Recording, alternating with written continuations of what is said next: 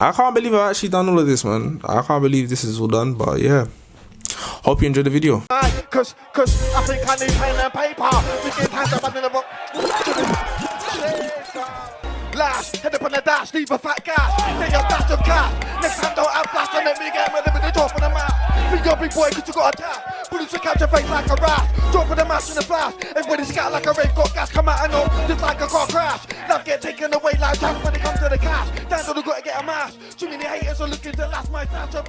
Cause they're broken battles just that. When it comes to discussing black British music, grime is probably one of the more beloved genres, considering that a lot of its influences derive culturally and sonically from the UK. It's a sound that really embraces experimentation and true honest expression being the key elements leading to the birth of the genre. That rapid and gritty electronic feel, the precise chops and cuts in some of the beats, and then the charismatic and exuberant MCs that spray on the mic, like, it's all a large part of UK culture. And when you think of the legendary acts and moments that were produced from that era, it makes sense why people hold such high expectations for the scene, considering the heights that it once reached. However, as things do, the genre experienced a descent from the mainstream during the early 2010s, and a question started to emerge questioning the admiration and the popularity for the genre at that time, as everyone was getting worried. Is grime dead? Is grime dead or not? Is grime dead? However, I just want to revisit the timeline of the evolution of the genre to see where it stands today, and see whether this all-time question can finally be addressed or answered in a way for people to understand it from maybe a different perspective. So let's briefly take it back to the beginning for anyone who may not be fully aware of the context or the history of the genre.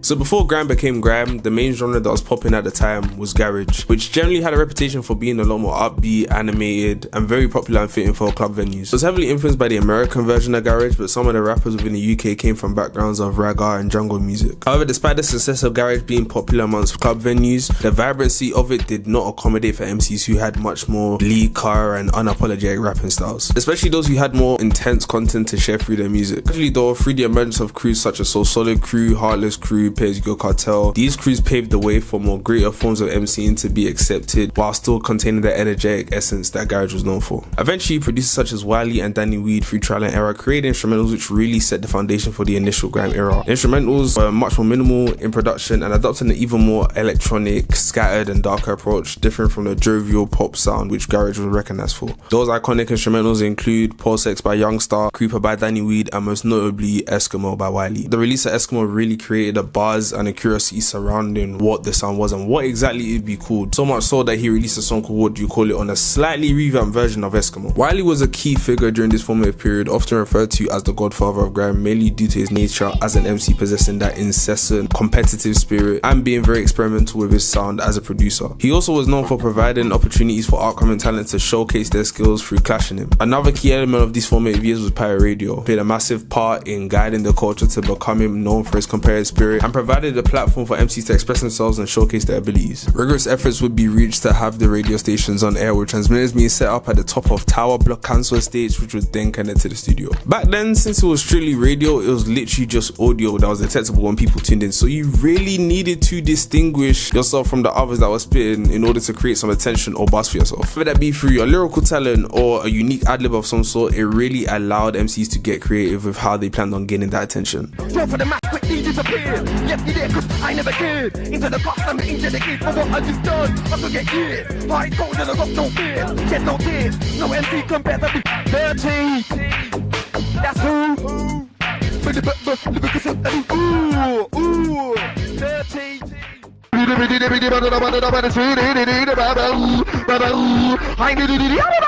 Foolish, you did all be foolish. Some of the make you foolish.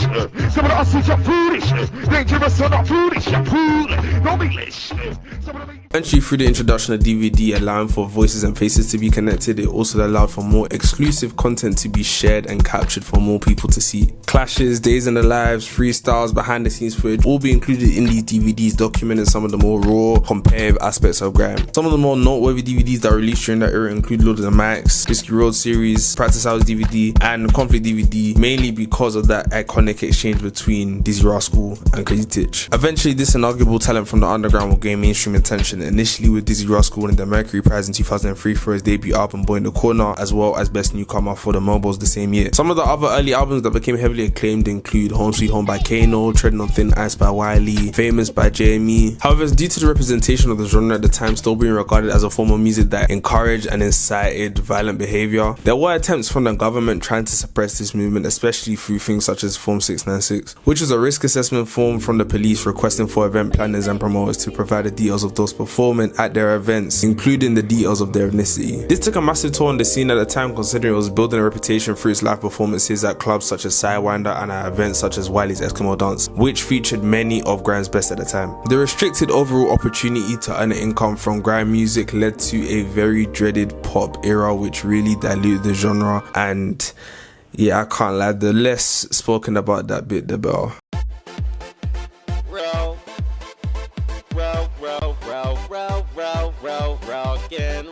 Grime generally experienced its first fall in popularity with other electronic genres.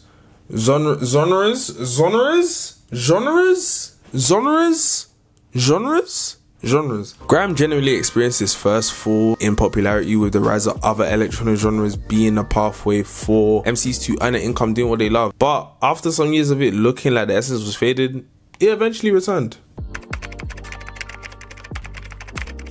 If you were to ask someone what song it was that brought back excitement surrounding grime, it was probably German Whip. Therefore could be classed as a catalyst in restoring the general public's interest in grime, which had fallen dormant for the few years prior. What followed that was some other singles and albums from Skepta, notably with That's Not Me and the release of Konnichiwa. Then that was also the period where Stormzy had his breakout with Shut Up and Wicked Skegman. It was a very positive time where it seemed like the essence was returning back to normal, with the OGs performing at events like Culture Clash, and it kind of seemed like there was some normalcy again. However, admittedly, there is another underrated bit that I was tuned into, because this whole period where all of the mainstream notable guys within grime were making music, that was not what I was looked into. It was the guys that were performing on platforms such as Rinse FM, Radar Radio, Tim and Barry TV, Shell TV, and all those other similar platforms. These were the guys that were kind of like making a name for themselves, just breaking out. So crews like YGG, MTP, The Square, all of those crews, a young kid was listening to that on the regular. A lot of the sets dropping by these men happened on a very regular basis, and you know what it was about them? They seemed a lot more bubblier. Like, it was still that same gritty grime of like the past era, but everyone was a lot more animated, and some of the bars that would come around and the characters that arose from that period came with cheeky bars such as so you go like for the backwards, to myself like as well as Ole, and it's the bad hombre. Mexicano, bad hombre. Espanol, that bad hombre. Santicas, all of that bad hombre. The standard was just a lot more carefree, and evidently there was more fun being had when MC stepped to the mic. And the talent was endless as well. It consisted of MCs like AJ Tracy, Dave, PK, Mez, Novelist, Big Zoo, Saint P, Izzy Gibbs, and plenty more hungry MCs all emerging from this era. Even when I reflect to PK and Mez as a duo, the chemistry was just so natural with them. They were one of the most dangerous, most animated, most lively duos that I'd see in sets, and if I was to say that there were two MCs that were really the epitome of that new generation, it would 100% be them. Most of these guys went on to different ventures musically and even entertainment wise in the case of Big Zoo, but for the most part, most of them saw some success within their careers after this period of grime. It was a very vibrant period within the genre, and is a time that I cherish dearly for the musical moments it produced, the talents it exposed me to, and just the general excitement that it instilled in me as a music fan.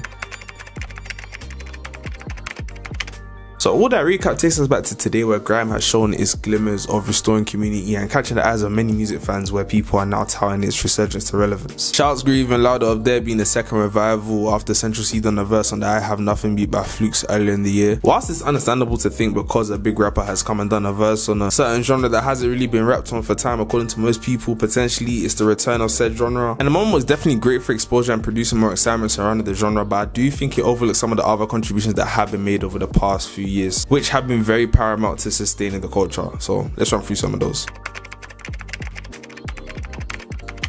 So the mellow grime wave, or grime reimagined as I like to call it, was a phenomenon led mainly by the producers who made edits of iconic grime freestyles, but these instrumentals that they were introducing massively contrasted the instrumentals of old. This culture takes a large inspiration from producers like Knowledge, who's well recognized for his edits on early Meat Mill freestyles, and adding his own soulful element on top of the original instrumentals. The flow from these edits is almost limitless, ranging from smooth neo jazz, which is kind of a popular one, which led to the newly coined term mellow grime, to using iconic songs in hip hop, R&B, punk, jazz as samples, and then chopping them up in a format that fits the composition of a grime instrumental. But the reason why I call this wave grime reimagined as opposed to mellow grime is because the edits that are being made aren't just limited to instrumentals that have a mellow ambience to them. Producers such as Wilfred have used beats that reflect that same spirited feature of grime, but have taken influence from other genres such as hip hop, R&B, soul, garage, and many other genres. A-M-E.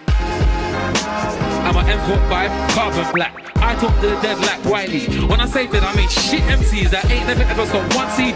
Somehow think they can jack to me when I'm driving a car and they're riding a pet. Blood, gonna what's going through their head. I'd say this wave has been a key part of the renewed interest in grime, considering that these instrumentals have provided a more palatable version or angle to grime that appeals to a wider audience of music fans who may have found difficulty getting into the genre primarily. It also allowed for upcoming, insanely talented producers to go out and make a name for themselves while simultaneously commemorating the MCs that came before them that massively impacted their musical palettes. It would include producers such as Adam Beats, Wilfred, Wise, Bex Blue, Polem, Afro Surrealist, Architect, Oakland. I could really go on all day.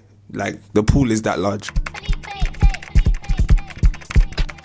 Trance Presents has also been an incredibly key component of the new generation by restoring the communal aspect of grime by introducing live sets at spots in London, usually for free. Their platform has allowed for both legendary MCs and those on the rise to perform in front of an audience and bring back that raw energy. Multiple reloads and occasionally food sponsored by Wingstop, occasionally are more often than not guaranteed at their events, and with there being a rise in activities being a bit more prominent within London, their events are another standard way to spend your evenings within the city. And they've got another loaded roster with Cruz Leon, Duppy, Kibo, Logan, Renz, Baby Do, Mike of course, Jonino. Like, they've got a very talented core. Alongside things like Trance Presents, there have been other freestyle and cypher platforms that have emerged, such as Station 20, who are presenting and reminding us of the cult heroes that have appeared within the genre, including Mez, Socks, and Prez T, who have all been significantly impactful. Off-license sessions as well have used the staple symbol of British culture in the corner shop as their venue for the grand freestyles, which is quite niche, but the freestyles are hitting, so I'm all for it. There are even notable DJs like Mac 10 and DJ AG who host sets on TikTok Live, inviting MCs to perform sets on the main road. There's also the Metal Messiah's contributions, who's been archiving and celebrating some of the achievements of grime whilst allowing people to remember the rich history of the sound and the milestones reached by some of the key figures. And yeah, when you consider the amount of things that I mentioned within this video about what's happened recently in the scene and what's been happening even before that, it just makes me wonder, like, is there really a need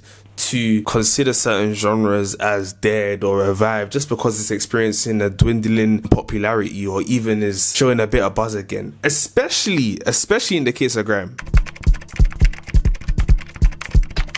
Well, I'll give my opinion. I don't think grime has really ever been dead, as evidenced by the timeline that I've given just on the things that I've taken notice of that have happened recently, and I don't think it's capable of ever being dead. It's a genre that's influenced so much of the music that came after it. When you look at the cadences and flows that are used now, a lot of the colloquial language that we use heavily influenced by that period, the fashion sense, the innovation and DIY spirit, all of that can be owed to grime as a genre and as a culture. So through that impact alone, I don't really see the question as viable from that standpoint. And to be fair, I don't think the people that have ever debated its demise doubt the influence that it's had, but we're more mentioning it on a basis of its popularity on a larger scale and in a mainstream context. And notably, it has therefore experienced a return to being a genre that's commonly produced within the underground music space. But should that really be surprising? Because does that grungy sound of grime really thrive or fit the mainstream music mode of today?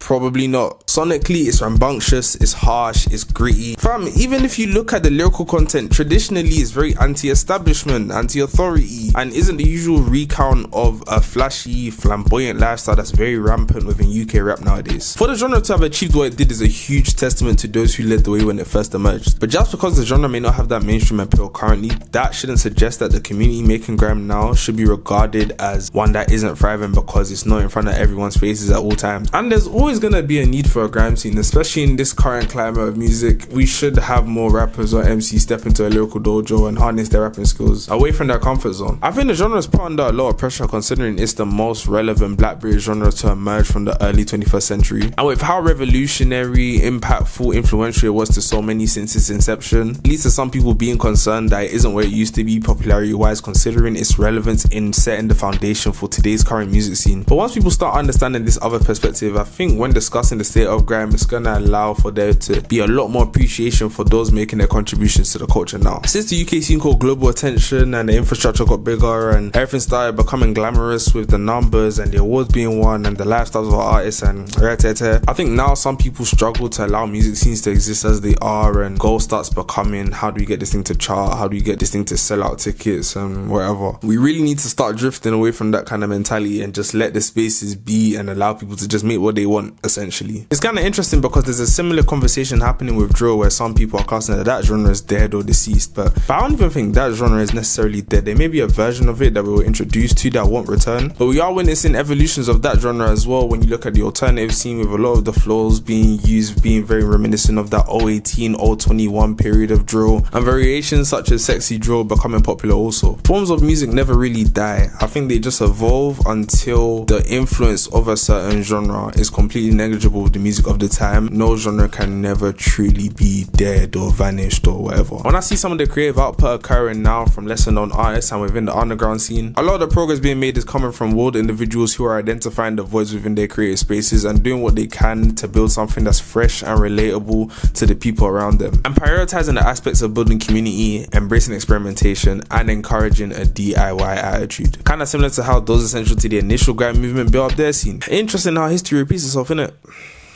Yeah, man. If you watch this far, I appreciate you. Like, subscribe, share the video, and yeah, hope to see you on the next one, innit? Yeah, man.